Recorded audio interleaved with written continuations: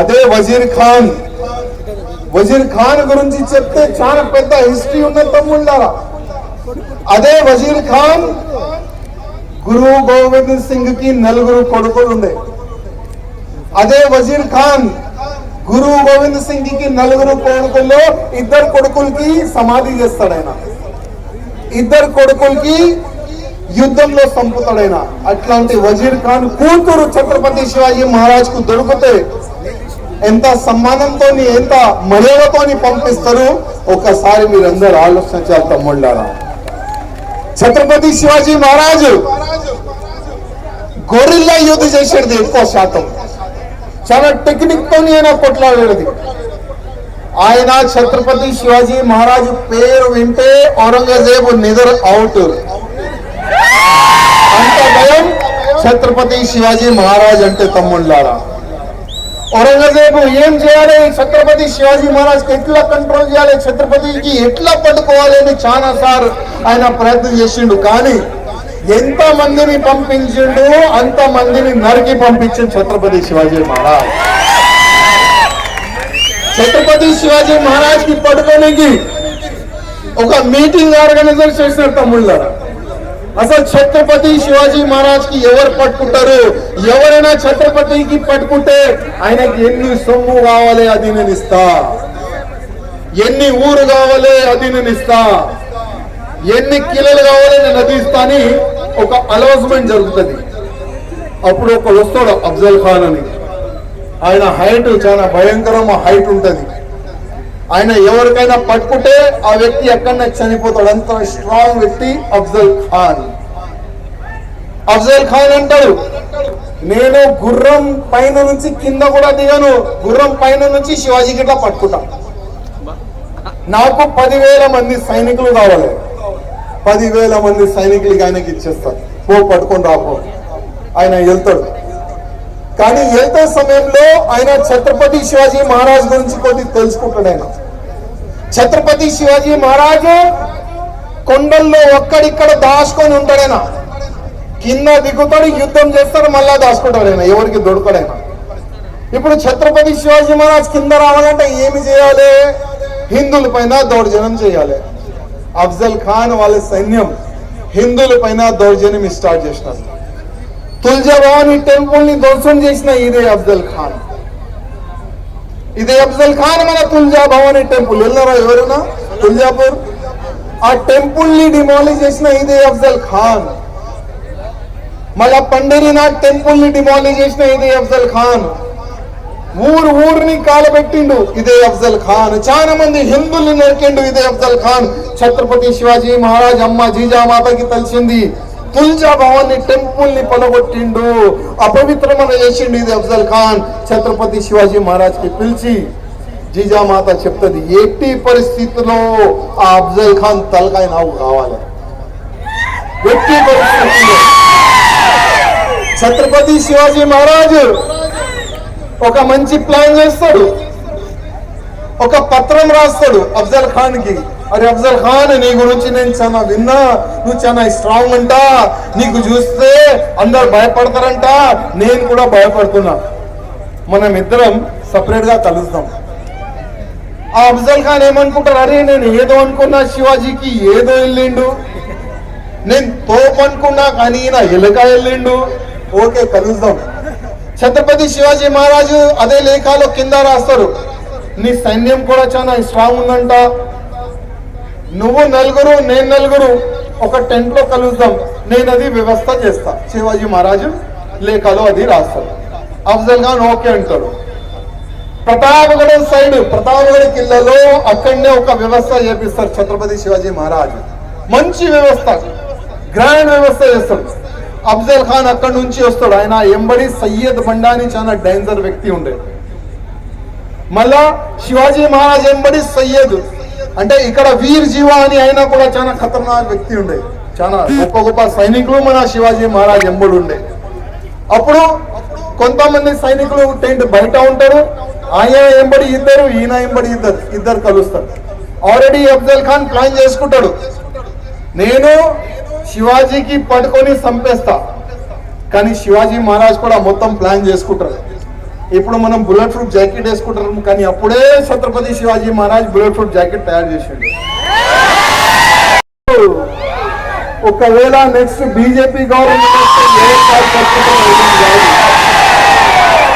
Okay, రాజకీయాన్ని పక్క పెట్టండి. ఇది ఒక ధర్మ వేదిక. ఈ యొక్క ధర్మ వేదిక నుంచి నేను మీకు రిక్వెస్ట్ చేస్తున్నా, ప్రతి ఒక్క హిందువులు ఒక్కటే ఒక్క కోరిక, మా గోమాతని కాపాడండి. ఇదే మా కోరిక, అందరి కోరిక కదా, అదే కోరిక కదా. ఇవాళ ఒకవైపు మన ఆవులని చంపుతున్నారు, ఇంకోవైపు లవ్ జిహాద్ పేరు పైన మన హిందూ అమ్మాయిల్ని టార్గెట్ చేస్తున్నారు. మన హిందూ అమ్మాయిల్ని టార్గెట్ చేసి కన్వర్ట్ చేసి పెళ్లి చేసి పిల్లల్ని కనే అట్లాంటి ఒక ఫ్యాక్టరీగా తయారు చేస్తున్నారు మన హిందూ అమ్మాయిలకి. ఇవాళ మనం మాట్లాడుతున్నాం లవ్ జిహాద్ పైన ఒక చట్టం రావాలి. ఇవాళ నేను ఏ పార్టీలో అయినా ఉంది, పార్టీ పక్క పెట్టండి, కానీ ప్రధానమంత్రి మోదీ గారికి నేను రిక్వెస్ట్ చేస్తున్నాను, 4వసారి మీరు గెలవాలంటే లవ్ జిహాద్ పైన, గౌ హత్య పైన, ల్యాండ్ జిహాద్ పైన, ఇంకోటి హమ్దో హమారేదో ఈ జనసంఖ్య పైన మీరు ఒక చట్టం తీసుకొని వస్తేనే 4వసారి మీరు గెలుస్తారు. లేకపోతే హిందువులు కూడా ఆలోచన చేస్తారు, మోదీ అంటే కాషాయం, కాషాయం అంటే హిందుత్వం. మేము ఒక కాషాయ పార్టీని గెలిపించిన తర్వాత కూడా మా కోరికలు పూర్తి కాకపోతే మేము ఎక్కడ వెళ్ళాలని అందరు బాధపడతారు. కానీ వేరే మార్గం కూడా మన దగ్గర లేదు. కాంగ్రెస్ వాళ్ళు లవ్ జిహాద్ పైన చట్టం తీసుకొని వస్తారా? కేసీఆర్ తీసుకొని వస్తారా? వేరే మార్గం లేదు. అందుకోసం అందరు సోషల్ మీడియా వాడతారు, ఇన్స్టాగ్రామ్ కానీ యూట్యూబ్ కానీ, ఎంతమంది ఎన్నెన్నో ప్లాట్ఫామ్ యూజ్ చేస్తారు. అందరు కూడా మోదీ గారికి ఒక రిక్వెస్ట్ చేస్తాం, మోదీ గారు ఇవాళ మా హిందువుల్లో హమ్దో హమారేదో మనం ఏం చేస్తాం, పెళ్లి చేసుకుంటాం, 2 పిల్లలు చేస్తాం, వద్దురో భయ్ సాల్ హమ్దో హమారేదో. కానీ హమ్ 5 హమారే 50 గురించి ఏంది మీ ఆలోచన?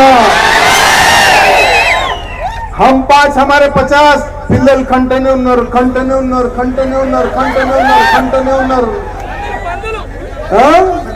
ఎక్కడ చూస్తే అక్కడ జనాభా పెరుగుతూనే ఉంది, పెరుగుతూనే ఉంది, పెరుగుతూనే ఉంది. ఎట్లా? అదే జనాభాలో కొంతమంది మదర్సాలో వెళ్తున్నారు, మదర్సాలో వెళ్ళిన తర్వాత వాళ్ళకి ఒక్కటొక్క నేర్పిస్తున్నారు జిహాద్, లవ్ జిహాద్, ల్యాండ్ జిహాద్, వక్ఫ్ జిహాద్, ఫలానా జిహాద్, అదే జిహాద్ నేర్పిస్తున్నారు. మళ్ళా మన భారతదేశం ఎక్కడ సేఫ్ ఉంటది? తమ్ముళ్ళారా ఆలోచన చేయండి.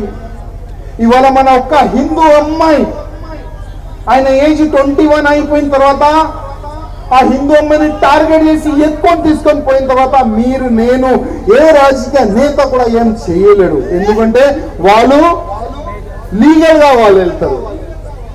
తమ్ముళ్ళారా, ఇక్కడ ఎంతమంది యువకులు ఉన్నారు, కొద్ది చేయలేపట్టండి.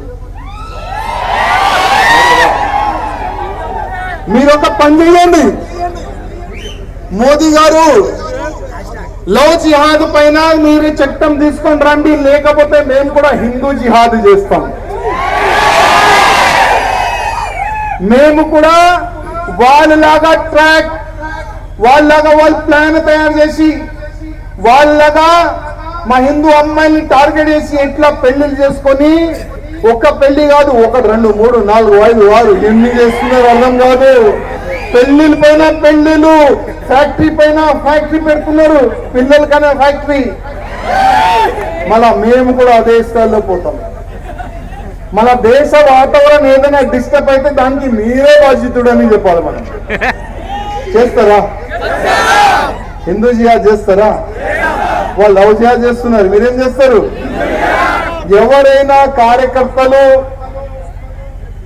జిల్లా అధ్యక్ష వారికి మీరు ఫోన్ చేస్తున్నారు, ఇట్లా కార్యక్రమం చేయడానికి మీ జిల్లా నుంచి ఆ ఊరు నుంచి పిల్లలు వచ్చినారు, కార్యక్రమం ఇవ్వచ్చా అడిగితే మా యాదవ్ గారు అన్నారు, లే సాయి కుమార్ చాలా మంచి వ్యక్తి, ఆయన టీం కూడా చాలా మంచి వ్యక్తి, సాయి కుమార్ కైనా ఆయన టీం చాలా స్ట్రాంగ్ టీం.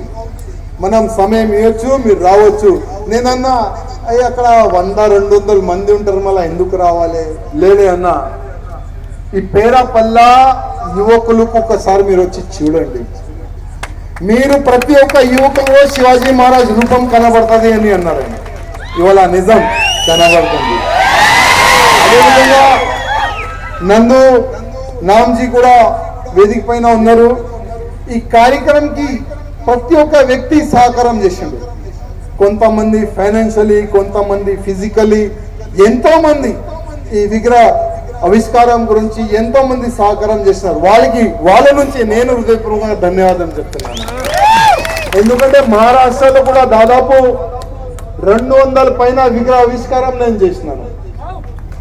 మన తెలంగాణలో దాదాపు 60 అబో విగ్రహ ఆవిష్కారం నేను చేసినాను. ఆ అదృష్టం నాకు దొరుకుతుంది. తమ్ముళ్ళారా, రాజకీయంని పక్క పెట్టండి, ఒక కట్టర్ హిందూగా మీరు తయారు కావాలి. రాజకీయంలో బలం ఉండదు, ఎప్పుడు చేరు జనాలు గుంజుకుంటారు గ్యారంటీ ఉండదు. కానీ ఎవరైనా కాషాయ ధ్వజం పట్టుకుంటే ఎవరు కూడా గుంజలేరు.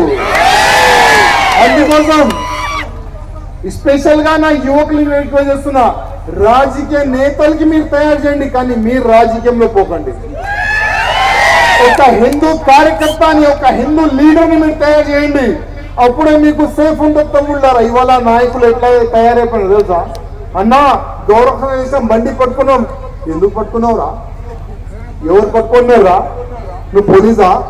నువ్వు ఫలానా? నువ్వు ఇదా? ఇట్లాంటి మాటలు మన రాజకీయ నేతలు మాట్లాడుతున్నారు. మళ్ళీ అదే ఎలక్షన్ సమయంలో గోమాతకి జై, జై శ్రీరామ్, జై భగవాన్, అట్లాంటి డూప్లికేట్ రాజకీయ నేతల్ని కొద్ది పక్క పెట్టండి. మనకు ఒరిజినల్ నేత కావాలి కదా, డూప్లికేట్ అవసరం లేదు. కరెక్టే కదా? అందుకోసం ఇవాళ ఎంత పెద్ద సంఖ్యలో వచ్చిన కార్యకర్తలకి నా హృదయపూర్వక ధన్యవాదాలు. అదేవిధంగా ఒక हिंदी कौन बोला था? हिंदी में एक शपथ ग्रहण समारोह करेंगे. ఒక సంకల్పం తీసుకుందాం మనం. అందరిది ఫోన్ టార్చ్ లైట్ ఆన్ చేయండి.